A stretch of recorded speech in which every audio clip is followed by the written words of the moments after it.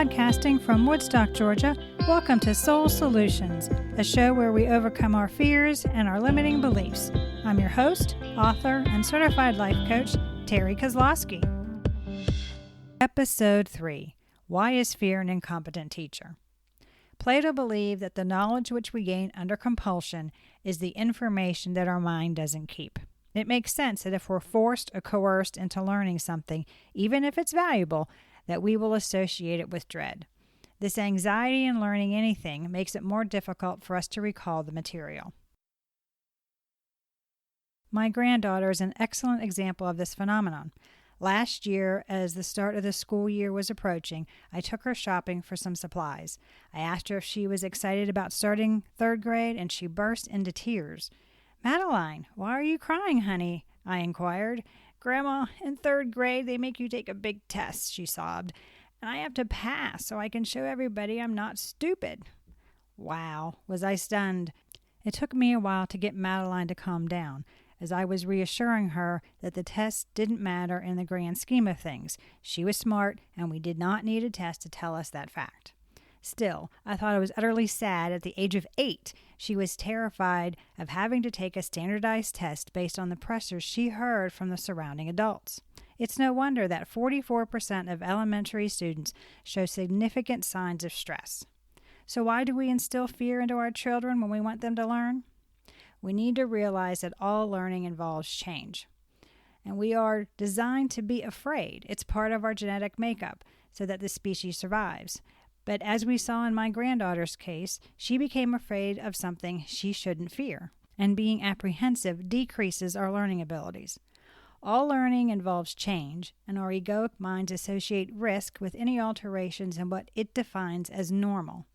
With every change, there is an ending and a beginning, a time to let go and a time to embrace. Transition helps us see the purpose of the circumstances we now face. Nurture this new beginning. Visualize how you want to move forward into a better life. This way, you can start to plan and take steps towards the new goals. New beginnings are exciting, but also a little scary. Focus on the excitement. Don't let the ego emphasize the unknown. Since change is neutral, we can determine if the threat the ego perceives is real or only a dreaded thought in our head. Anxiety about the future is paralyzing and keeps us from making decisions. Our distress builds over time, and they compound and exaggerate the stress we feel. Then we start to feel helpless because the egoic mind alters the thoughts into criticisms of self and sees the mistakes, setbacks, and failures as magnifying our lack of intelligence. This line of thinking is harmful to ourselves and more so to our children. All this built-in coercion arises to get the kids to conform and to rise and meet the challenges before them. But this fear-based learning doesn't allow real growth to occur. So how do we grow without the fear that change seems to bring? First, know that to grow, to learn, to gain knowledge requires us to let go of something. Whether it's a former belief, the way we did something, outdated information we need to unlearn, or things we need to release to allow growth to occur. The desire to gain knowledge requires courage on our part. When we realize growth is more important than our fears about change, we choose to be brave and learn despite being afraid. This realization is how we develop a growth mindset, one that questions everything and is persistent in finding the answers by going within ourselves. If we don't question all we come in contact with, then we allow others to influence who we become. We're no longer empowered to become who we authentically are. By giving up our power, we don't discover our truth, and happiness eludes us. When we cling to traditions and reject anything new, we close ourselves off from growing. We all want our children to grow, not just by learning the curriculum, but also as fully capable people. Therefore, teaching through fear and compliance will not develop into skilled individuals.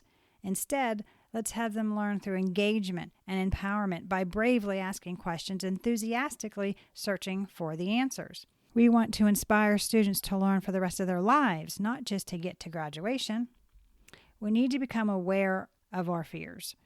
No one thrives in a culture of fear, so instilling fear into the learning process won't help a person to grow. So how do we empower ourselves when fear creeps into our lives? First, recognize that you are feeling anxious as you are moving towards the edge of your comfort zone, that you are moving towards a growth spurt. This bit of unease shows that you are doing something unfamiliar, and there is an excitement about taking on new challenges and gaining new abilities. And once we get past this nervousness, we will enlarge our horizons and our future will be brighter.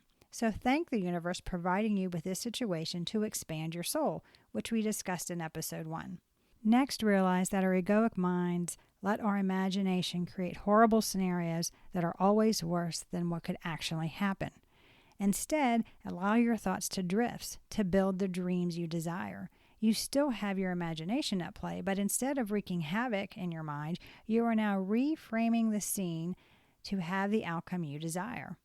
Both could happen, but focusing on the positive, you can move forward with ease and peace instead of out of fear. Since your thoughts create your reality, be sure you are creating a positive one for yourself. Let's look at reframing fear into respect. Ancient cultures have believed that fear has no value and helped their children outgrow the sentiment. They believe that fear should be replaced with a feeling of respect. Elders argue that fear is damaging and paralyzing. Respecting all life eases the egoic mind as the soul knows that we are all connected. This gives the interconnectedness of all life reverence, which alleviates the ego's fearful state of being. These wise people don't try to suppress their children's feelings, but help them transform them into respect and other beneficial emotions. They do this by helping their youth feel safe and relaxed in frightening circumstances. They also teach the kids to interpret these situations morally. For example, during a thunderstorm, they allow the children to be in bed with them when they are fearful.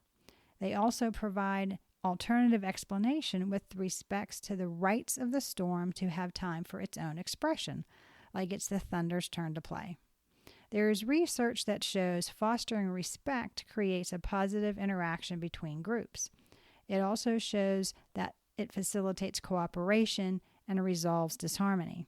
Respecting allows us to embrace our differences and support our connection to one another. Fear is reactive and impedes practical thinking. Respect is conscious and caring, which gives way to candidness and curiosity about the opportunities for resolution. So let's approach life with curiosity. When we move toward a situation with respect, we see more clearly. The fog of fear lifts and we perceive others differently. It allows us to increase opportunities to be helpful and understand the truth of the situation we find ourselves. Now we can let our curiosity spur us on. When we are curious, we can overcome any anxiety about moving forward, growing, and learning. This boldness occurs because we are inquisitive. We're also inspired. We're in spirit, in a flow state. We've all experienced flow state where we're in harmony with what we are doing. When the beauty of the sunset catches your breath and you feel that you're a part of nature instead of just watching it. Being one with the experience. Remember, it's about being, not doing.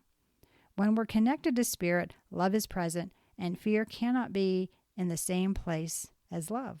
So approaching all situations with curiosity transcends any anxiety we may have without us realizing that it is happening. And us being interested in the topic we want to learn about means that there is an excitement in the discovery process. There is also a desire and a passion for gaining new knowledge. This hunger for further information gives you a sense of purpose, which drives you to complete the endeavor while enjoying the learning process. All this positive energy dissolves the negativity that the egoic mind brings. So how do we move forward? Human beings have a high capacity to adapt to the ever-changing environment and circumstances we find ourselves. We have all adapted to things, so we know that it's possible. We have learned to get along with other personalities so we can communicate better with them. We have changed how we assign work to people based on their skills and talents, so we aren't unfamiliar with adapting to changing situations. We all have overcome obstacles in our lives, and we've learned through the process.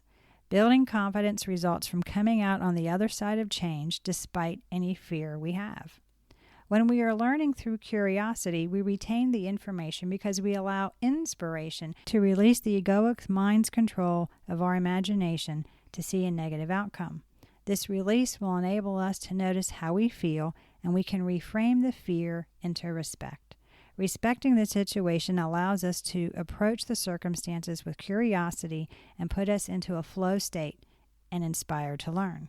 My favorite quote about overcoming fear is from Frank Herbert's classic sci-fi book, Dune. I must not fear. Fear is the mind killer. Fear is the little death that brings total obliteration.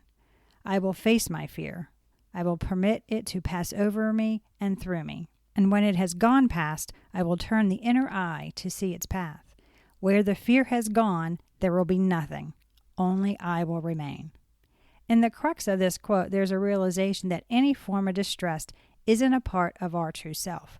Our soul is connected to spirit, and it has no fear.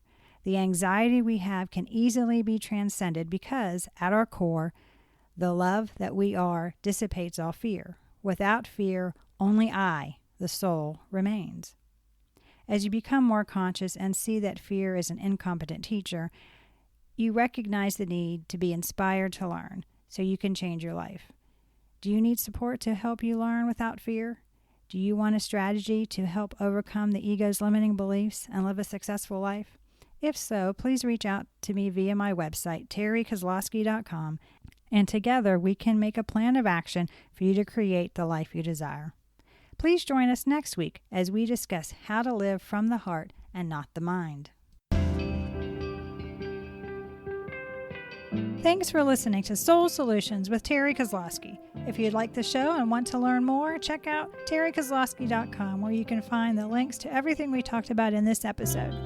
Please subscribe to the show so you'll never miss an episode as we overcome our fears and our limiting beliefs.